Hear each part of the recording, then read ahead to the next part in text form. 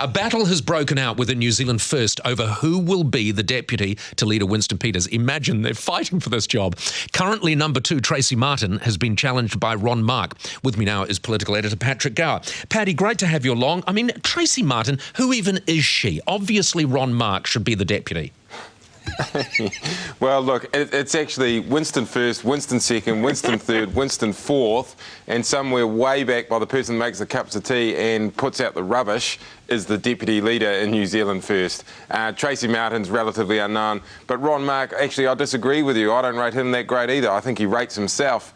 Neither of them are great deputies, but more to the point, neither of them are potential successors for Winston Peters, who is 70 years old. If you're ruling out Ron Mark as a successor, who the hell is left? You.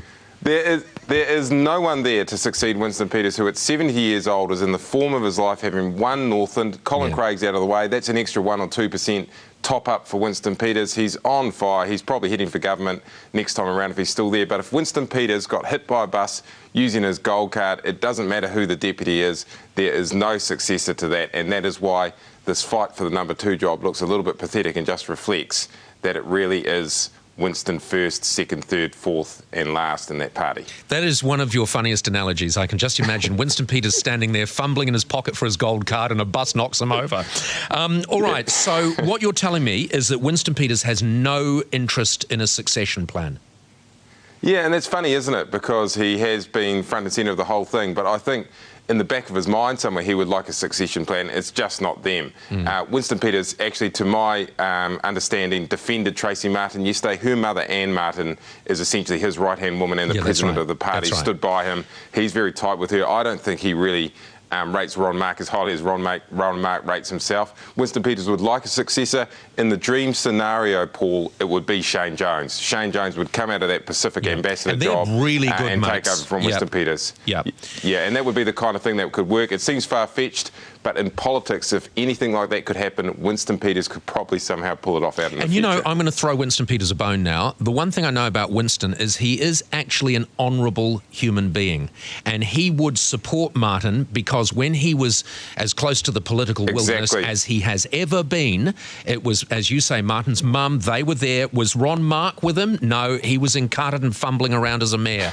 So, no, I've got a bit of time for Winston from that point of view. You've got it in one. Winston's honour would not have seen Tracey Martin rolled if he can help it, and that's exactly what happened yesterday in that caucus room. All right, Sonny Toh has been forced to get off one of the gravy trains he was on. He is no longer negotiating this never-ending treaty settlement with the government. Is that going to slow it down, or was it never going to speed up? Well, it only just sped up in May, actually. They only just got to the table with Ngāpuhi in May. Years and years, over 6 years of trying to get them to the table. It's very, very complicated and factionalised up there. And Sonny Toh is the leader that got them to the table. So, yes, having him removed will change things. Will some of the other factions come in there and shake things up? It could be a big deal. Now, there's a lot of reasons for that. National has actually broken an election promise to finish all treaty settlements in 2014 because they can't get this thing done. They need the money up in Northland. Well, you can't blame National for this, though, can you? You can't blame National for this. I mean, God knows they've tried hard to settle this one.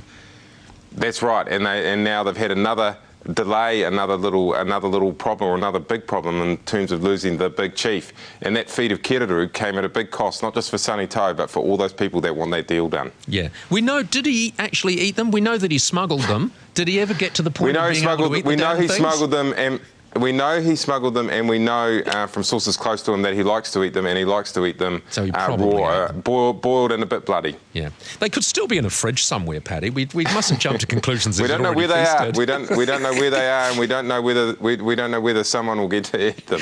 All right, Paddy. Thank you so much for joining us, Patrick Gower, our political editor down there in Parliament. It's 26 minutes past 7, obviously down in Parliament because that's where you keep political editors.